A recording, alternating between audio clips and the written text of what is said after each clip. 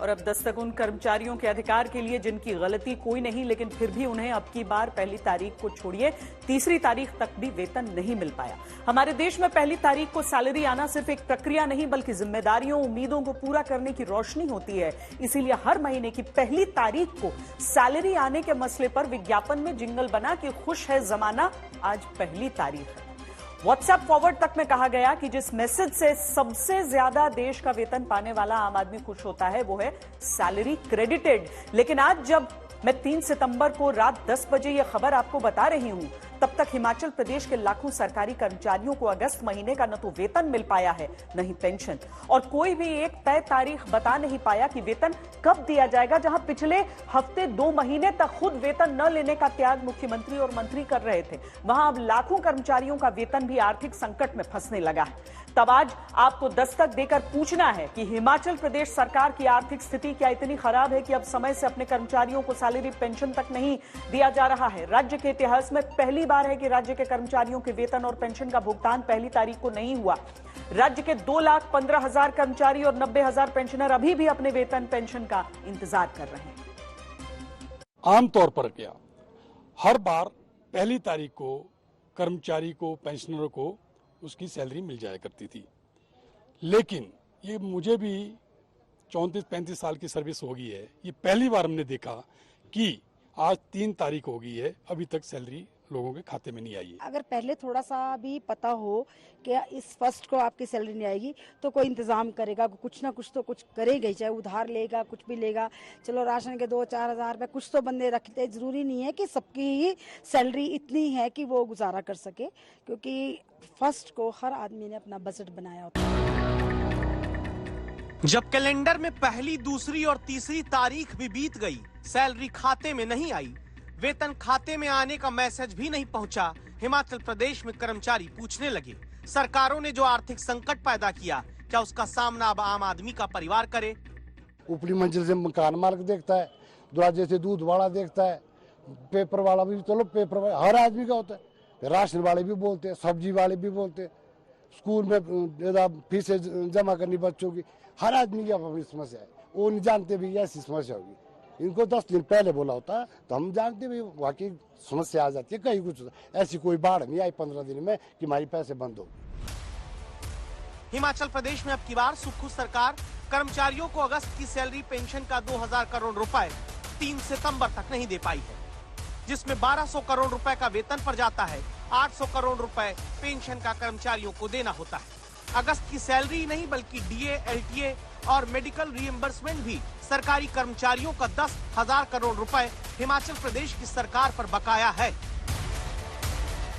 3 लाख से ज्यादा परिवारों पर वेतन और पेंशन न मिलने का संकट खड़ा है। मुख्यमंत्री और पूर्व मुख्यमंत्री इस बात की बहस में उलझे हैं, किसकी सरकार की रेवड़ी ने ज्यादा कर्जा हिमाचल प्रदेश पर चढ़ाया है।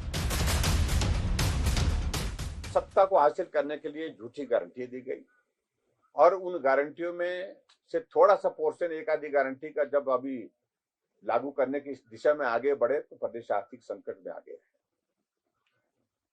अगर जिम्मेवार है तो मैं समझता हूं कि कांग्रेस पार्टी की सरकार जिम्मेवार है, इस बात को उनको समझना चाहिए। आज कर्मचारियों को पेंशन की बातें तो दूर की रही, फिलहाल स्थिति ये बन गई सैलरी भी समय पर नहीं मिल पाती। हिमाचल प्रदेश की 75 लाख जनता को हम बताना चाहते हैं कि वित्तीय कुप्रबंधन क्यों हुआ और कैसे डबल इंजन की सरकार ने जनता के खजाने को लुटा दिया। बिजली माफ कर दी, पानी माफ कर दिया, 600 के करीब शिक्षा संस्थान और स्वास्थ्य संस्थान खोल दिए। इन सब चीजों को अगर वो चर्चा लाएंगे, नहीं लाएंगे तो हमारे द्वारा चर्चा लाई जाएगी और हम जनता को बताना चाहते हैं, हम जनता को जागरूक करना चाहते हैं कि जब कोई नीतिगत फैसले नहीं होते तो प्रदेश की अर्थव्यवस्था का उसका क्या प्रभाव पड़ता है। जो इनकम टैक्स देता हो, जो 1 करोड़ रुपया इनकम टैक्स देता हो, उसको मुफ्त की बिजली नहीं चाहिए, मुफ्त का पानी नहीं चाहिए। इन्होंने बिना सोचे समझे बिजली पानी मुफ्त का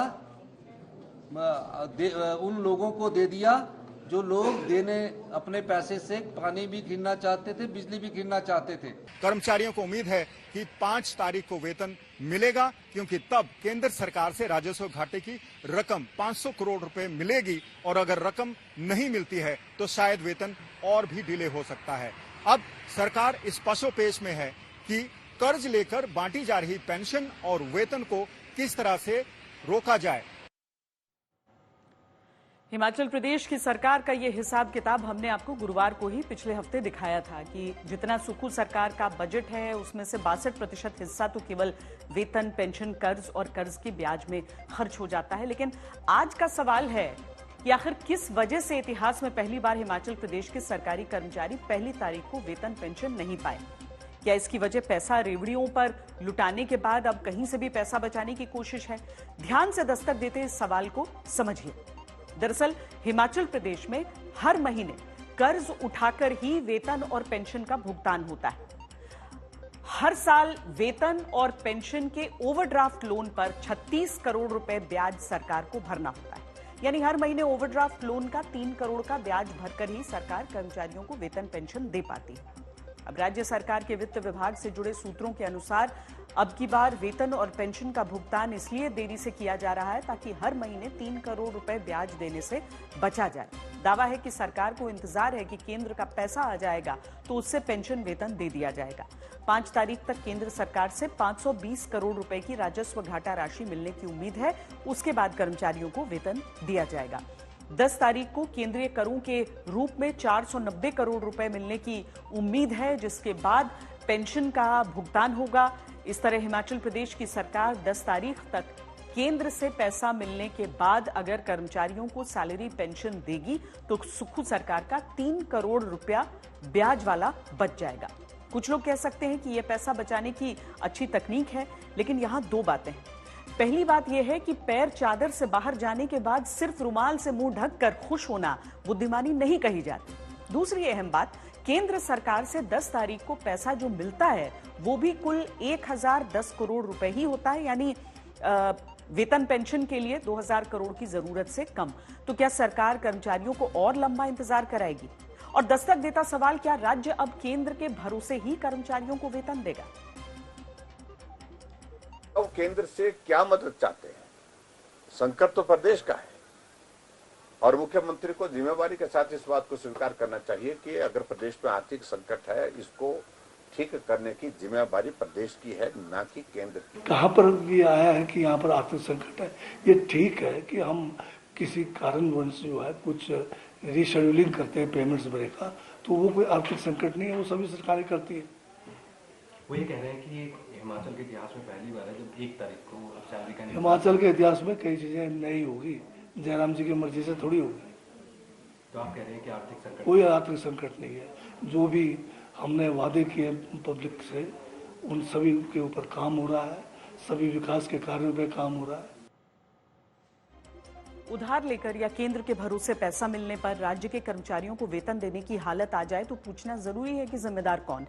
अभी के मुख्यमंत्री कहते हैं कि जिम्मेदार पहले की बीजेपी सरकार है। पहले की बीजेपी सरकार कहती है कि हालत को और बुरा बनाने वाली कांग्रेस सरकार है। हमने इसीलिए पूरा हिसाब निकाला कि किसके राज में कितना कर्जा लिया गया। पहली बात, राज्य सरकार की कुल देनदारी यानी कर्ज अभी 94,992 करोड़ रुपए है, जो 2025 तक 1 लाख करोड़ का आंकड़ा पार कर जाएगा। इसी कर्ज के पहाड़ के लिए सुक्खू सरकार पहले की सरकार को जिम्मेदार कहती है। अब अगर हम हिमाचल प्रदेश पर कर्ज का पूरा हिसाब देखें, दिसंबर 2012 में कांग्रेस के वीरभद्र सिंह सीएम बने। मार्च 2012 में 28,231 करोड़ का कर्ज हिमाचल पर था, जो मार्च 2017 तक 47,244 करोड़ पहुंच जाता है, यानी करीब दोगुना।